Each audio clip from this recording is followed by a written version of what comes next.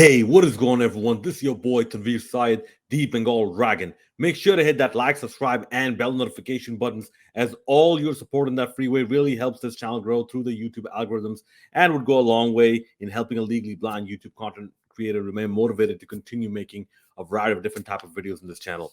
Now, just recently, I just got done watching Resident Evil Death Island, and I was initially under the impression that I will not get to review this movie because for some reason, some of my friends were telling me that the only way I can get this movie is if I buy the Blu-ray or the DVD. And no, I am not paying 15 to 20 bucks or sometimes even 35 bucks to buy Resident Evil Death Island, a movie that in its opening box office or so far, at least right now, yeah, they opened up in some Asian markets, but still, their cumulative box office is not even $1 million as of this recording. Okay? So, this sort of goes to tell you that even Sony is not treating this movie like a big deal. This is only going to be a somewhat of a big deal to the Resident Evil fans. And um, those numbers those numbers don't expect the next remake to be anytime soon. I am very certain they're going to make Resident Evil 9 first separate ways, then Resident Evil 9, and then specifically Resident Evil 5 remake. But I acquired some clips of this movie, so I'm not going to use too many clips or even many clips. I'm going to use just a few clips of this movie. I did watch this movie. I rented it on Amazon Prime. And boy, do I have a lot of things to say about this movie. A lot of things that, believe me, once again, finding myself in the Resident Evil discussion, some things only I caught. Let us begin the review. So the movie starts with someone called Dylan and JJ. Okay, they are called off duty to take care of certain incidents that took place in Raccoon City. We then see that Dylan is very hesitant to actually shoot some infected people. This scene makes no sense. Okay, why would Dylan and JJ be sent to Raccoon City without the knowledge that this is a biohazard? Are these just some off-duty mall cops that were brought in as reserves just to take care of the Raccoon City incident? Also, why is Dylan acting so hesitant to shoot an infected person who will kill him if Dylan doesn't shoot the infected person? How come Dylan does not have this basic logic in his head? Terminate with extreme prejudice. Terminate with extreme prejudice. Terminate with extreme prejudice. Man, I love the dark version of the Teenage Mutant Turtles. Anyways, getting back to this movie. The graphics.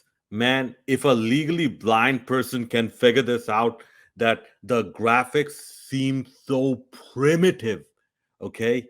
And the lip syncing is so bad that this screams low budget, all right? I saw this in Ultra HD. Okay, legally blind man can figure this out. Okay, no wonder your movie didn't even make $600,000. And then we see Leon Kennedy being briefed by Ingrid Hunnigan to capture a Dr. Antonio Taylor. And then we see a motorcycle chase that is more fitting for Road Rash 3D, if anyone remembers that game. And then the scene ends with Leon crashing the bike.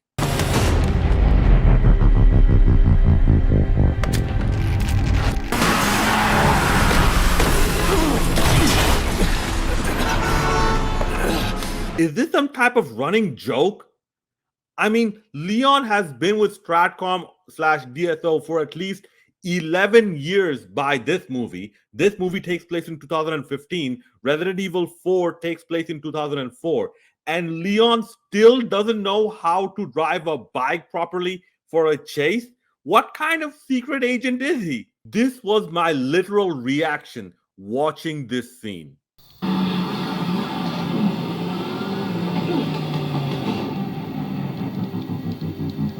Bullet time. Okay.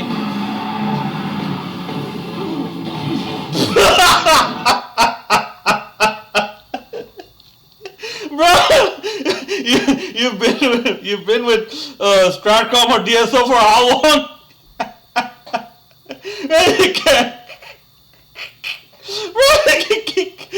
Bro, is this a running joke? Oh man, this is so stupid. Then we cut to a scene of a dead beached orca whale. Okay, and Claire Redfield comes in to investigate. The fish and wildlife person, who probably sticks a lot to tuna and salmon, asks Claire, did a shark do this? Probably not, knowing that sharks are usually afraid of killer whales. Okay. Claire Redfield first clarifies that she is not an environmental protection agency person. She is with TerraSave, a non government organization that provides support for victims of biohazards specifically. Okay. The fish and wildlife person also mentions there was a TerraSave tracker on the orca whale.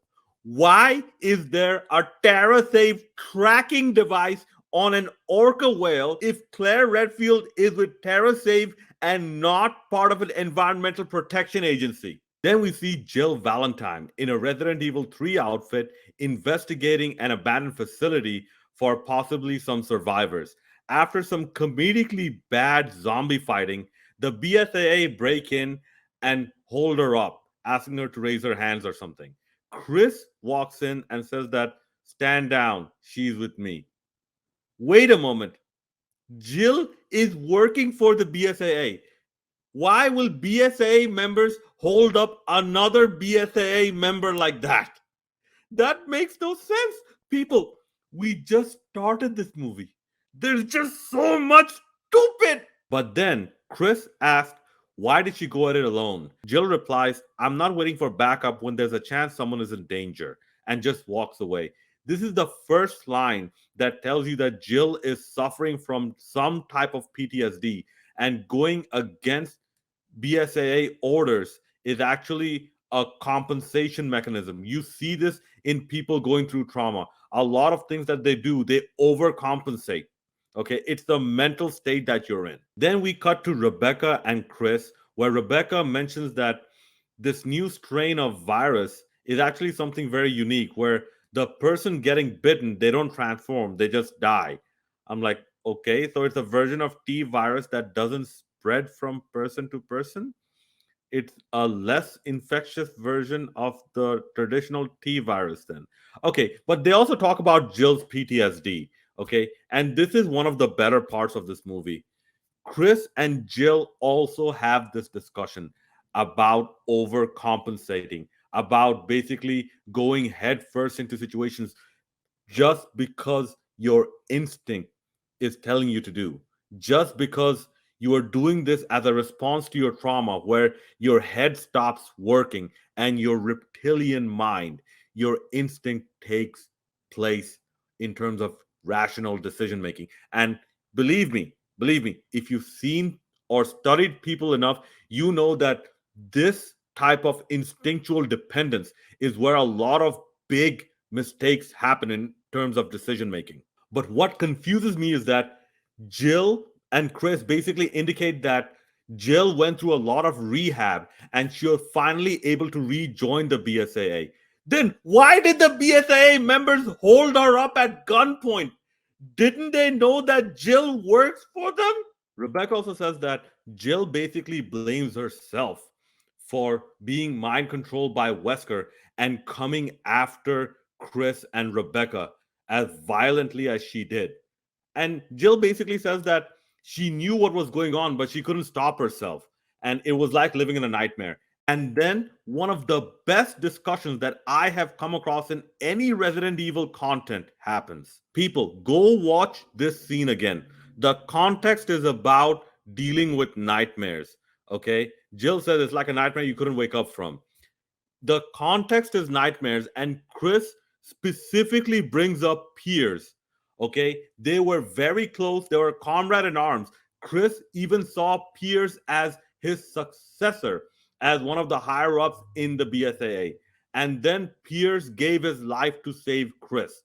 And then Chris says that if you let this nightmare linger too long, it will consume you and you will become numb. It will reach your very soul. Jill responds that people causing bioterrors have no soul. So all these factors doesn't mean anything. This is something very, very deep. Even Chris is showing that he knows what loss is like. He knows what a guilty conscience is like. The gist of what Chris says is that if you let it linger on too much, it will start to consume you and you might even lose your humanity. Okay. And Jill, basically, the gist of what she is saying is that when it comes to bioterror, she doesn't care. She will not show mercy. She will go after them. She is doing this as an act of vengeance against what a bioterror related activity Wesker's mind control made her do, coming after her closest friends, coming after her closest comrades. And she is haunted by this trauma. Capcom, Capcom, expand on this. In Resident Evil 5, expand on this. Okay? Use this. Expand on elements like these, and you will leave the Last of Us behind. Expand on things like after all these years, no one has a family. Okay? Chris is probably in his 40s. Okay, Jill is also up there in age. Rebecca is also up there in age. Leon is up there in age. How come none of them have children? None of them have a family. Okay, expand on this. Okay, bring in the element that for the fight against bioterror, they have sacrificed the privilege of having a family. Except Claire Redfield. Claire Redfield's case is different. If you've been following my content, you will understand that the last thing Claire Redfield can do is love someone again. But let's revisit this context once again. The context was about biohazard survival related nightmares. All right. Now, let me take you back to Resident Evil Degeneration. What was it that Claire Redfield said again? That little girl will probably have nightmares for the rest of her life because of you. Both Claire and now Chris are delivering those lines as if from personal experience because they know what it's like to deal with such nightmares. The outcome of dealing with such nightmares are very different for Claire and Chris, however. However, this is a reference to Resident Evil 6. If you stretch it a very long way, it might be a reference to Code Veronica. And if you've been following me on social media, okay, I have been putting out there that yes, there is a Code Veronica reference in this movie. Okay, Capcom has established almost a formula for these Code Veronica references in Degeneration, in Revelations 2, and now in this movie. Okay, this does not fit that formula. And yes, there is something else that happens in this movie that is much more of a clearer reference to Code Veronica. Also, given this discussion, notice how Chris brings up Pierce. He says something along the lines of, there used to be a guy called Pierce. Now, given that Resident Evil 6 happened in 2013 and this movie happened in 2015, and Chris bringing up Pierce in a way as if he knows that Jill doesn't know who he was. Jill has been in rehab for a very long time before rejoining BSAA. And then we see something interesting.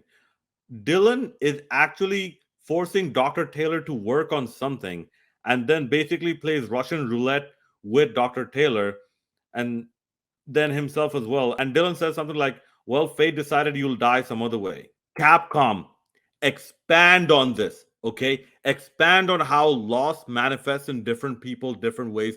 This is what they do in Batman, okay? Batman, the animated series. This is why loss turned Bruce Wayne into Batman and Arthur Fleck into the Joker. And then Claire comes in with the purpose of this movie. Now, remember those orca whales with very large bite marks? And they all had Terra Save tracking devices, and those tracking devices stopped working because it couldn't be that the batteries ran out or something. It had to be People, listen, if I talk about all the stupid in this movie, we're going to be here for days, all right? Okay, so let's just get on with it. Okay, so apparently those whales had a strain of the T virus, which are similar to certain other people who also had a strain of a particular version of the T virus, the same one as the orca whales. Okay, and all of them visited Alcatraz. So off they go to Alcatraz. So on the trip to Alcatraz, Rebecca contacts Chris and says that this new strain of T virus is very similar to a lot of things that we have. So she can just casually slap together a vax. Slap together a vax? Do you know how stupid that sounds? This was my actual reaction watching that part of the movie. Rebecca, we're almost there. Gotcha. Hey, this virus is similar to the other versions we already have vaccines for. Yeah, I think I can slap together a vax for this one too. Bro, wait. She can custom make vaccines just like that? Bro, wait, then why is this a problem? Why is this a problem? Wait, and, wait, they sent the whole squad in there without getting vaccinated? And Rebecca, wait. This virus is similar to the other versions we already have vaccines for. Yeah, I think I can slap together a vax for this one too. Slap together a vax as in it's something that you quickly edit, copy and edit in Premiere Pro. Bro, oh my god. Man, I can't believe this, man. You came from such a deep part of storytelling to this absolute stupidity. So Chris, Claire, and Jill end up in Alcatraz, and right on cue, everyone gets infected except the main protagonist of this movie. At this point, I'm thinking, you know what, Capcom? Why make your movie interesting? Okay, you just have the cookie cutter formula, and this is perhaps just a simple cash grab to advertise Resident Evil 5 remake once it comes out, probably after Resident Evil 9. So why try and make your movie more interesting and less predictable? But we also see that Jill separates from the group and does some investigating and fighting on her own. And we get to see Jill Valentine being much angrier. I like angry Jill. Then we see the continuation of the pre-main title scene, which is presented as a flashback, but Capcom or Sony or whoever could have presented it better and made it more obvious that it is a flashback. But I get it. Capcom or Sony or whatever. You know what? I'm just going to call it Capcom. This is Resident Evil. Okay. So I'm just going to call it Capcom. Capcom were trying to give their villains a tragic backstory. And as a result, give their villains a reason to be evil, a reason for their actions. And yes, given Resident Evil's track record, that is something very good. Because look at the villains, okay? You have Albert Wesker, you have William Birkins, you have the Nemesis, okay? You have the Ashfords, okay? You have Lord Sadler, okay? You have Wesker again. You have whatever happened in Resident Evil 6, okay? A lot of these villains, they're just bad because they just want to be evil. Like, I want to control things. I want to control things. I want to control things. I want to control things. I'm super smart, so I can control things. And if I can control things, I will control things. So I want to control things. See, this generic villain, okay? Yeah, Capcom deviated from that, okay? And is now using Dylan's tragedy and trauma to actually justify to Dylan what he is doing and why what he is doing is right, at least to Dylan. Okay, I get it.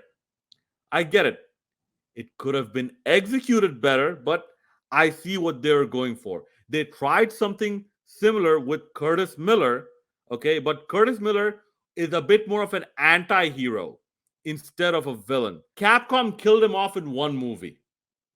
This just goes to show good idea, horrible execution again and again. Then we see Leon and Jill unite, and it seems like Leon and Jill actually know each other. And then we see some cliche, bad Resident Evil CGI movie standard monster fighting coupled with bad camera work, and Leon even cuts a bad joke, which even Jill Valentine finds to be annoying.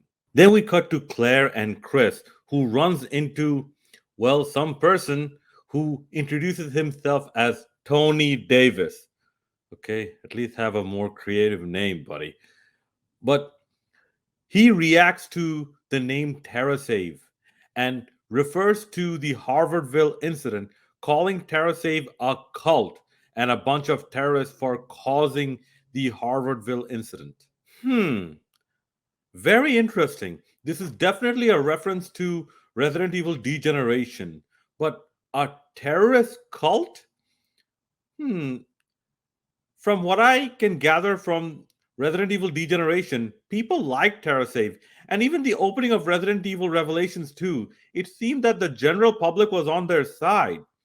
So either this is a reference to an event that hasn't happened yet, or like Operation Javier, it's gonna be butchered a lot and gonna be retold and be exclusive to maybe the remake timeline or something. But this movie is in the original timeline of bro, enough. Capcom can't get their timelines right. So we see Claire Redfield getting bitten by some robot mosquito. Tony Davis tries to run away but gets stopped, and Rebecca and Ingrid Hunnigan start talking to each other. The outcome of which is Rebecca slaps together some vaccine and with some BSAA members goes to Alcatraz as backup for all the main protagonists of Resident Evil games. And then we see Leon and Jill confront Dylan and Chris and Claire and, surprise, surprise, Dr. Antonio Taylor over there as well. And those mosquitoes that also infect Chris and Leon, those are bio drones that can basically infect anyone that Dylan wants them to infect. Then we see Dylan go into some exposition of why he is doing what he is doing. And this is basically Metal Gear Solid villain stuff, but done with even worse execution. Oh yeah, and there's a reference to Resident Evil Vendetta. Apparently Arias' daughter is also here. But in my opinion, that's not important. Now, ladies and gentlemen, get ready for the pattern again. Dylan basically tells everyone that the only person he did not infect in that area is Jill. And the only reason she did not get infected is because Dylan wanted her to go through his pain. See, Claire is infected, right? And Claire and Dr. Taylor are in a cell. So what's going to happen once the infection takes over, once Claire loses her consciousness, okay, and once she turns into a monster, she will rip Dr. Taylor in half, okay? Now, Jill, having this high moral horse that she's on, wants to protect all the innocent people.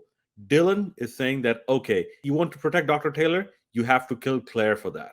On even a surface level, this is some heavy storytelling. Knowing Jill's PTSD and knowing how close she is to Chris and all the other BSAA members, she couldn't possibly kill the younger sister of Chris Redfield in front of Chris. On a deeper level, however, remember when Jill Valentine implied that basically what she is doing is getting revenge on Bioterror, and through this revenge she is actually protecting the innocent.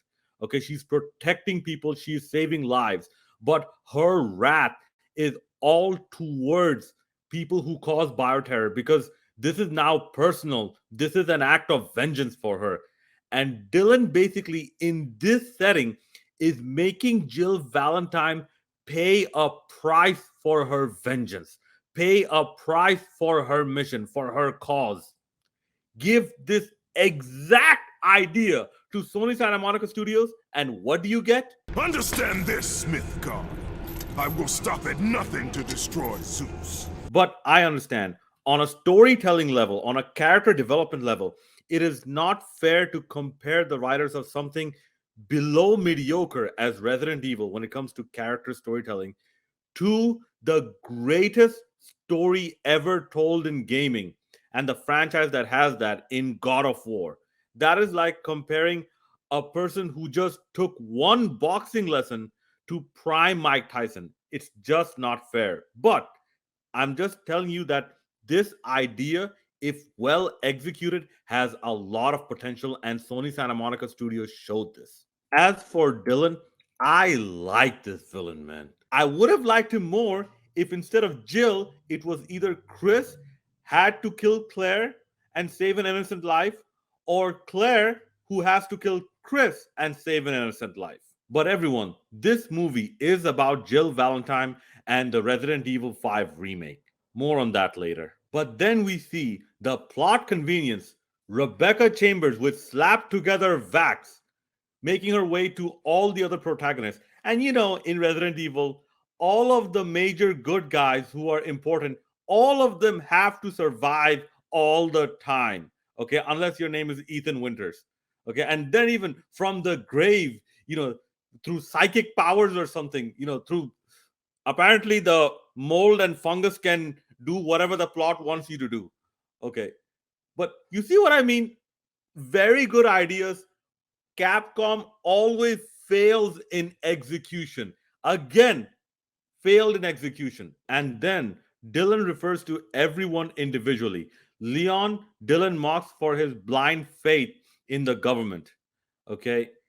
Claire Redfield.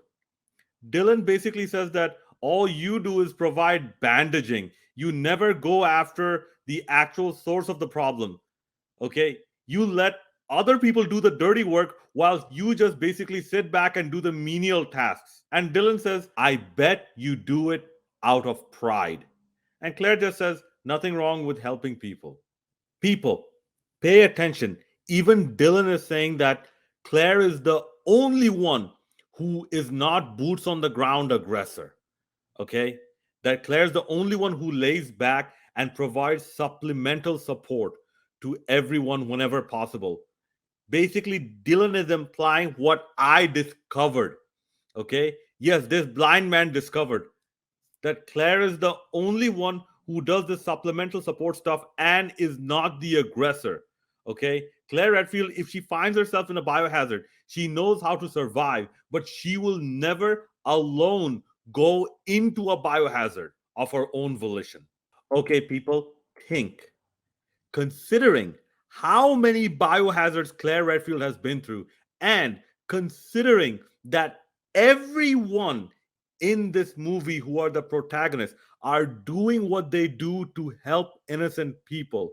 Okay, it's not like Claire likes innocent people more than Chris or more than Jill or more than Leon or more than Rebecca in terms of helping them.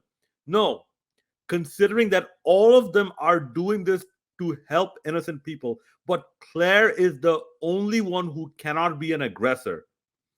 This means that something else happened to Claire that is keeping her from joining the BSAA or DSO. This also means that even Dylan does not know of the events of Code Veronica. People, what Dylan told Claire, keep this in mind. This will become very important later on. And then Dylan turns to Chris and he mentions something specific that caught my attention.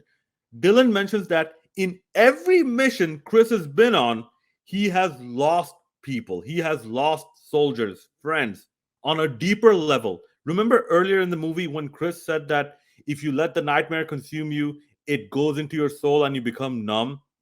Maybe Chris realizes that the only way he can move forward and continue to do what he does for the BSAA is actually become numb to this loss. Okay, Chris basically implied that he has accepted death in this line of duty. Chris has a military background and worked with stars. So for Chris, this is not that new, but still, it takes a psychological toll on you. The only way Chris can continue to do this is to make himself numb to the sensation of loss. And even then, the loss of a friend, a good friend like Pierce, it really hit Chris hard. Maybe Chris made himself numb because he knows that the work of the BSAA is even more important. So Chris views himself as expendable and by proxy views everyone else that he's on a mission with as expendable as well. But he knows the psychological ramifications of such a mind state. And maybe this is why he was trying to tell Jill to take it a bit easier. Capcom, focus on the psychological ramifications of constantly fighting monsters and zombies and bioterror. Okay. Oh, wait. Sorry. My apologies. You're not Naughty Dog. You're not Sony Santa Monica Studios. You're not Konami. These three companies are exponentially better than you in character storytelling. So never mind. But let's go back to Dylan. Picture what Dylan is doing. Okay. Just imagine. Dylan is giving Jill a choice: either kill Claire and save an innocent life, or let Claire live and Claire turns into a monster and kills Dr. Taylor. Thus, Jill's decision causes the death of an innocent life. Man, this is on some Joker level stuff, man. This is something the Joker would do. Very good idea. And then here comes the horrible execution. Dylan ends up shooting Dr. Taylor. Okay, saying that Jill took too long. If this were the Joker, what would the Joker do? The Joker would laugh harder increasingly in response to Jill struggling more and more to make the choice: either protect that innocent life at the expense of killing the younger sister of one of your best friends, or not killing the younger sister of one of your best friends and then causing by your decision the innocent life to be lost. The Joker would laugh increasingly at this. Here was my reaction watching this part of the movie. What? You waited too long, Jill. Disappointed. What? Capcom! What the hell are you doing? You built up one of the most convincing, one of the most psychologically deep villains. Okay, you gave him this backstory, complete with flashbacks that don't look like flashbacks because the transition was not right. Okay, something kind of out of Twisted Metal Black. And I'm like, you showed the moment when Dylan was mentally broken. And you have him kill Dr. Taylor anyways, instead of having Jill finally snap and kill Claire? What the hell is wrong with you, Capcom? Why? Why does all the good guys always have to survive in most of your games? Okay, unless they're like one-time characters like Steve or Pierce. Why do all your good guys have to win? Like, they have to survive? Can't one of your recurring characters die? You see, this is exactly what I mean. Good idea, horrible execution. This started with Code Veronica, and it went on and on and on, and latest example, Resident Evil Death Island. Perfect example. Great idea, horrible execution. And then Jill goes to destroy the biodrones, runs across Rebecca, who mentions that all the other BSAA extras ended up dying. And Rebecca's the only one that survived. Well, of course she did. She's important enough to be part of the main cast. So Rebecca goes with the vaccine. Keep this in mind. The vaccine to the other protagonists, while Jill goes to destroy all of the biodrones. You could have saved everyone from this trouble, Rebecca, if you just asked them to wait whilst you slap together a vax and vaccinate all of them before embarking on a biohazard trip involving the very virus for which you can make a vaccine so easily. But let me point something else out. This is not how a vaccine works. A vaccine is supposed to beef up your immune system before you get infected so that your immune system is ready to combat the virus once it enters your body. That is how a vaccine works. What Rebecca is talking about is an antidote. After being infected, you get injected with something that reverses the infection. That is an antidote. Like when a snake bites you, okay? What do you get? You get anti venom. You don't get venom vaccine. So, Rebecca Chambers, the chief chemist or whatnot of the BSAA, does not know the difference between a vaccine and an antidote. How stupid do you think I am? Anyways, we then cut to this scene where Claire tries to save Dr. Taylor before she dies as she is slowly turning into a monster. Dylan told everyone that Claire is going to turn into a monster and basically rip into Dr. Taylor. But for her own conscience, Claire is resisting the urge, and with her consciousness that she has left, with the little control that she has left, she is trying to do the right thing and save an innocent person's life. An innocent person who is in danger of dying. Just like Steve! And that, ladies and gentlemen, that is your Code Veronica reference. And Capcom have maintained the formula that in canonical settings, after Code Veronica, every time Claire Redfield shows up in a game or in an animated movie, there is at least one reference to Steve. And these references are those that only make sense to Claire, because Claire still does not have the strength to tell anyone about Steve. And this is why even Dylan, he acts a little confused, and his prediction is a bit more ambiguous when he says, I I bet you do this because it makes you feel proud or out of pride or something along those lines. We all know that Claire Redfield does not have an ego. This only means that Dylan doesn't know anything about Steve. I'll point this out in my Degeneration review, but it is very clear that part of what Claire is doing with TerraSave and the vigor with which she is doing all this thing, sometimes following her instinct to the level of stupidity where everyone around her sees that she's being manipulated except for her. The reason she is doing all this TerraSave work with such vigor is partly in memory of Steve. Steve also resisted the urge of a virus when he saw Claire in danger, and then resisting that urge with the little bit of control of his mental faculties he had left, he managed to save Claire's life, doing the right thing. And Claire is not stupid. I think, I hope she's not stupid. So she knows that if Dr. Taylor dies, when Claire turns into a monster, there'll be nothing to attack.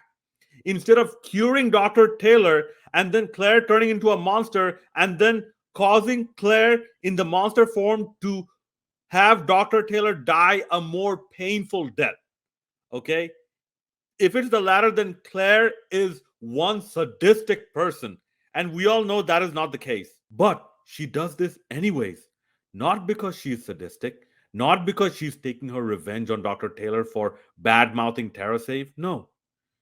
She is doing this because she finds herself mentally in a similar place that Steve was. And in doing so, she did this to satisfy her own conscience. Now, I know what you guys might think. Steve did it because he loved her. But the pattern is still there. Resisting the virus's urge is possible. If Steve can do it, and Steve showed that he can do it even in his monster form, so can Claire, doing the right thing with the remaining mental control that you have left of your mind. Thus, this was Claire paying homage to Steve.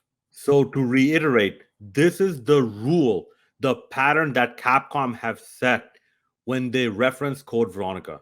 Okay, to understand this, first, you have to understand Claire's original timeline, personality, and character.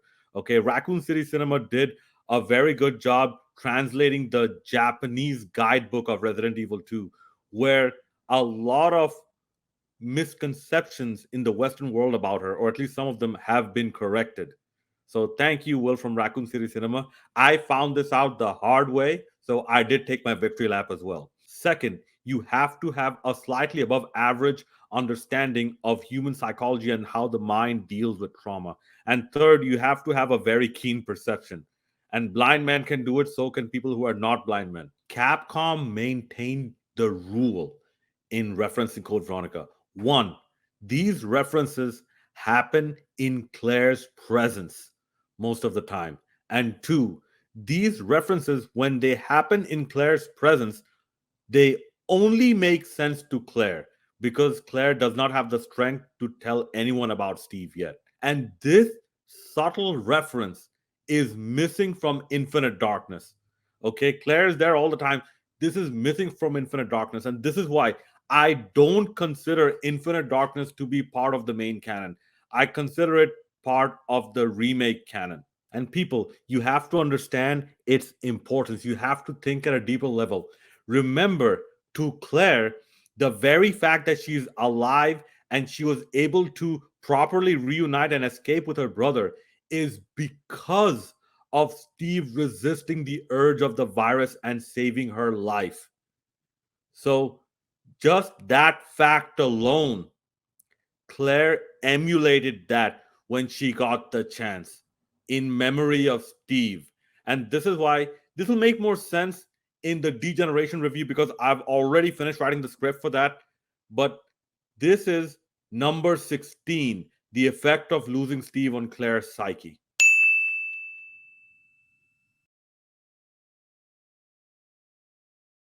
Now, if you bring up that during that time when Dr. Taylor asked, how can you be so positive?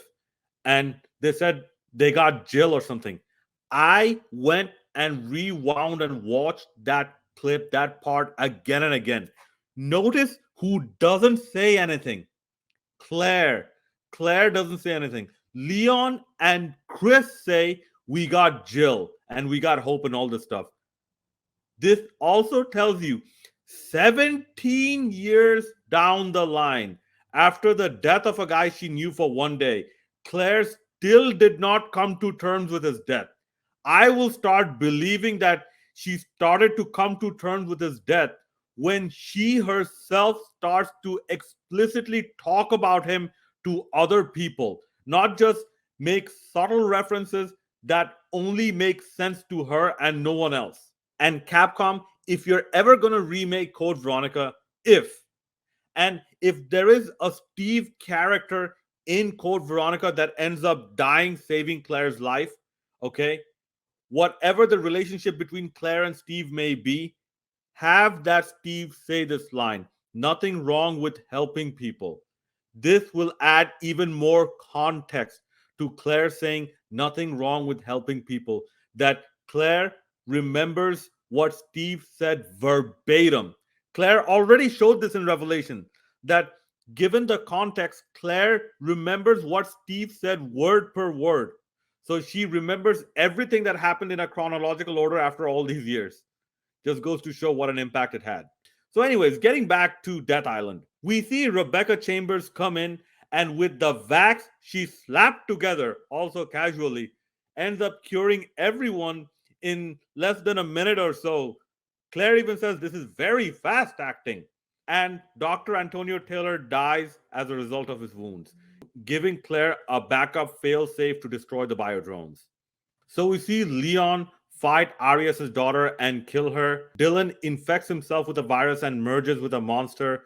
And Chris, Claire, and Rebecca, and eventually Leon join Jill in fighting Super Dylan, or what I like to call, who are the 5 best rappers of all time? Think about it. What the hell? They ate me! A fucking shark ate me! What the hell is that? Dylon, Dylon, Dylon, Dylon, and Dylon. So we see Chris send the non-important female characters, Claire and Rebecca, to destroy the drones, while the more important characters, Chris, Leon, and Jill, fight Super Dylan. Rebecca Chambers gets an idea, as they can now use all the drones.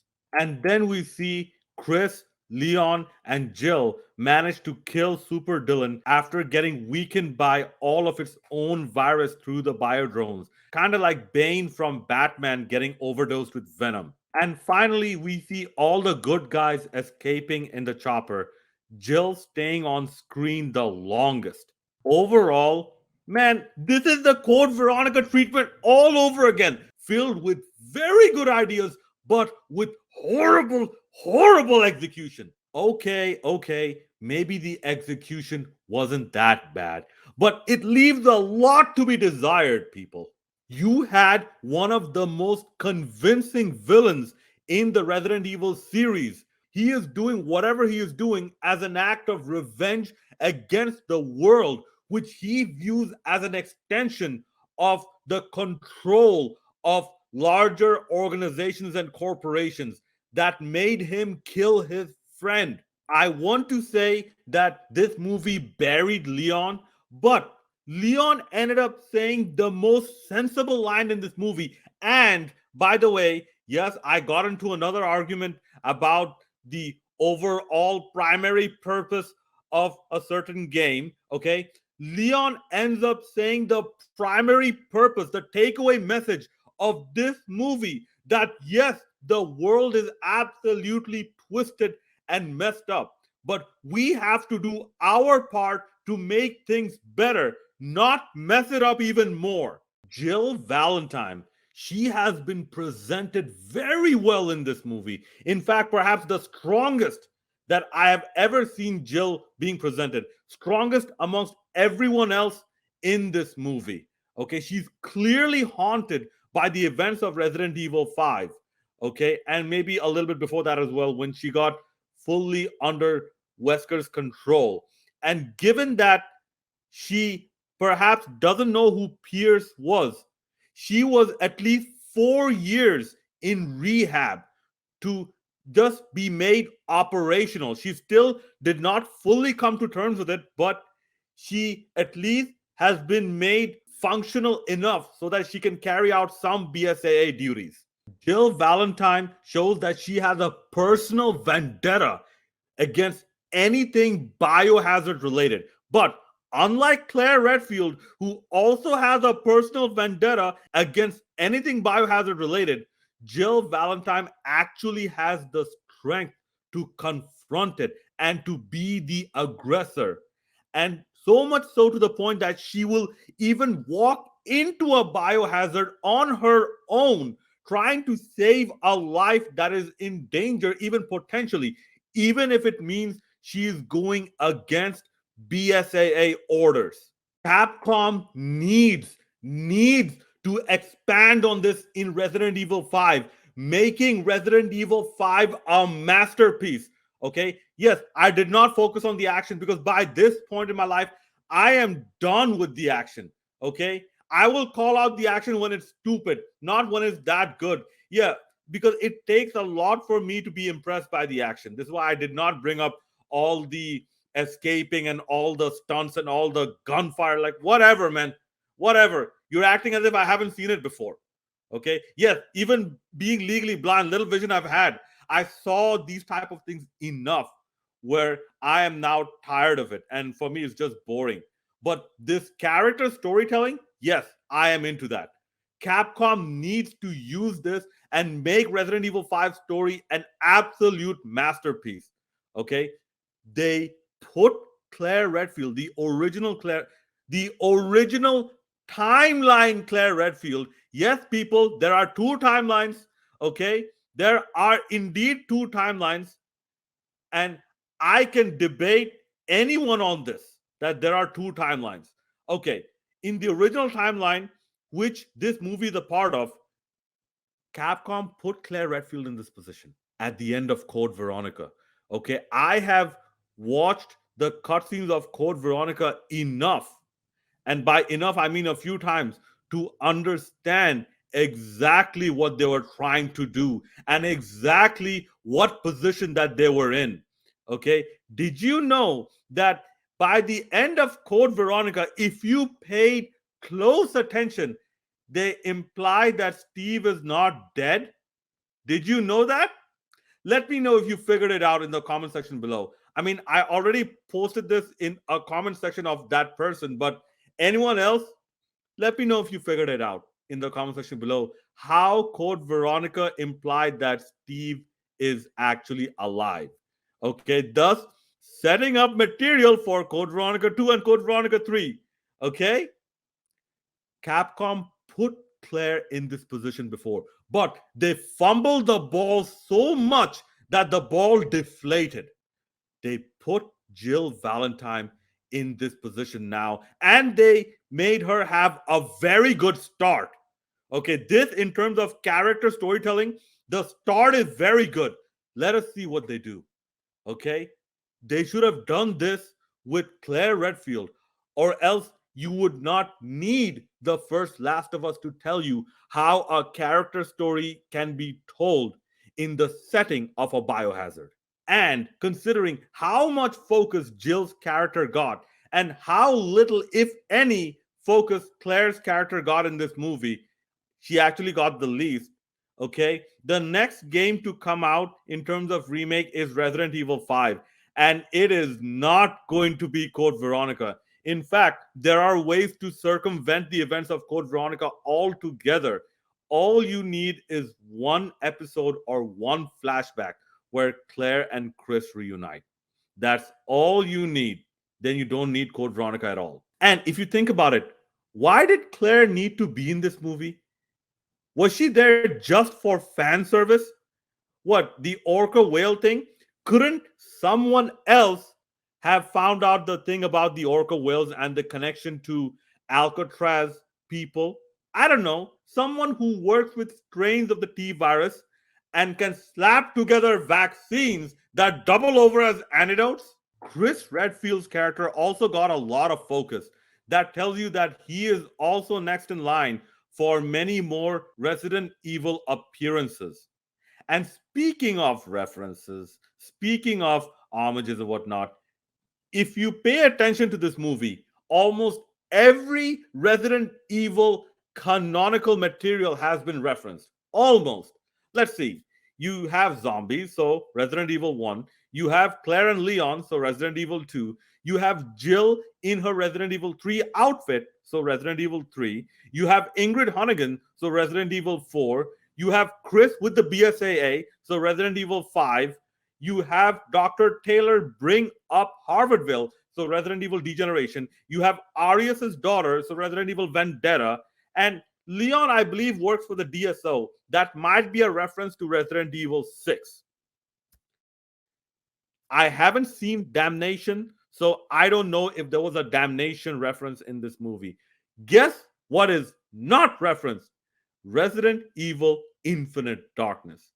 Oh yeah, and Code Veronica, the reference, for some reason, only this blind man manages to find every time Claire Redfield manages to show up in a game or in a movie. Animated movie.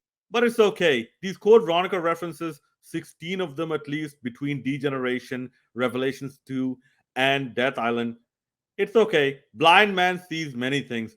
Blind man also caught many things in Code Veronica, one of which is even visual, that no one else seems to actually highlight, at least what I found on YouTube.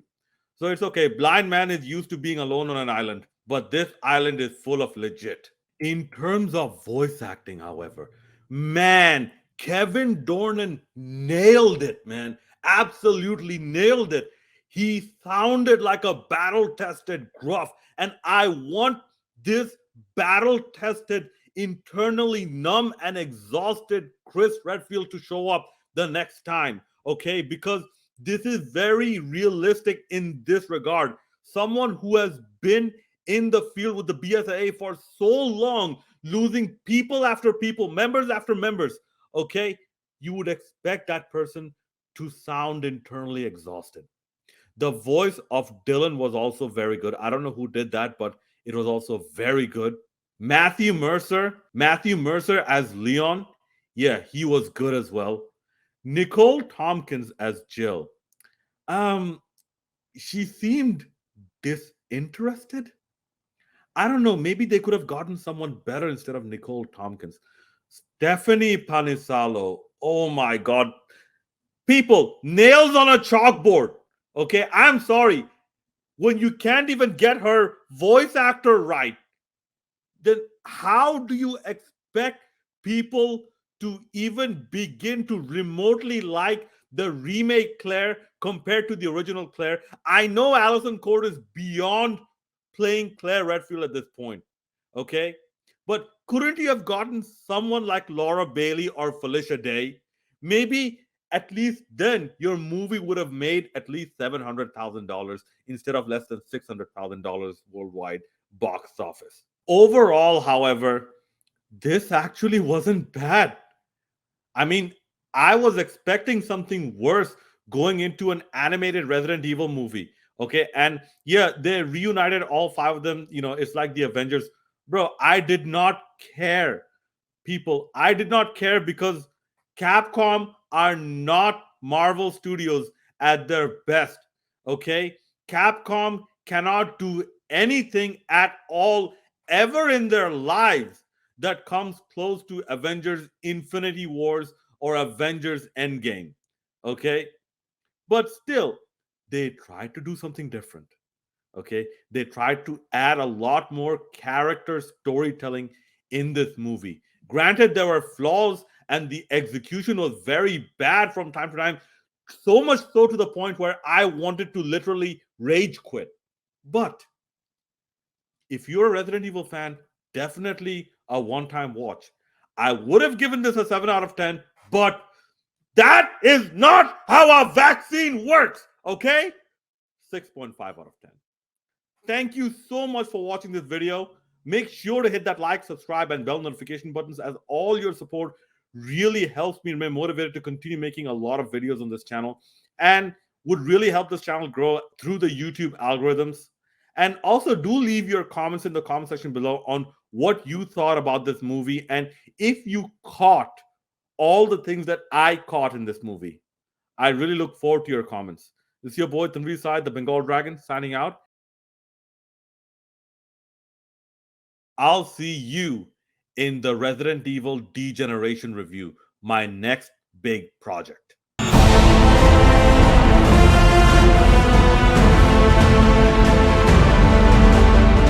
Just thought I'd put this last bit out there because I literally got this information just this afternoon whilst I was in the gym, whilst the video was actually rendering. So I thought, I'd make some final minute edits and actually put my 2 cents on my thoughts on the latest update on a Code Veronica remake and some news that is coming out. From what I hear, and yes, I got this information from another person's YouTube channel. So this is the information that's out there, so take it with a fistful of salt or 2 fistful or whatever, how much ever salt you want. Okay, figuratively speaking, not literal. Apparently there's gonna be some additional sections of play in the Antarctica base section. Okay, apparently Steve is gonna have a section where you play as him after the gas leak incident. Also, there's gonna be an area that you can explore, which Alfred falls down to after falling down from the ice and going into Alexia's chambers. I think that place will be actually explorable. This is what I hear. And also, there are going to be many areas that are going to be blocked off by rubble and whatnot. And finally, the Spencer Mansion part will be basically taken from or inspired by the Spencer Mansion part that is going to be in the Resident Evil 1 remake. Okay, now, what do I think of all these rumors? First of all, they're rumors. Even though the video author says that it comes from supposedly a reliable source who had some good leaks on Metal Gear Solid 4. But this is way back in the day, and validity of this nature in this type of area is not permanent. So these are still rumors, and here's my concern, okay? No one pointed this out. Okay? In both versions, there is a distress message sent to go to Rockford Island specifically. Right after that distress message, Claire and Steve run away to Antarctica or find themselves in Antarctica. They try to escape the island. Why would you call someone to help you from a location just to escape from that location, knowing that help is on the way and they're going to look for you in that location? That's like trying to call someone to your house at 5 p.m. but at 4 p.m. you head to the airport to travel to another country. That makes no sense. Okay, hopefully this time, if there's a Code Veronica remake, they're going to address that issue. Okay, and next, the fact that they brought up Resident Evil 1 remake in these rumors leads me to believe that if these rumors are true, Resident Evil 1 remake and Code Veronica are going to release close to each other. And I feel that Capcom are going to re-release Code Veronica or remake Code Veronica just to shut people up. And I feel this is what happened with the Resident Evil 3 remake. They made it just to shut people up. And this is why Resident Evil 3 remake was so garbage.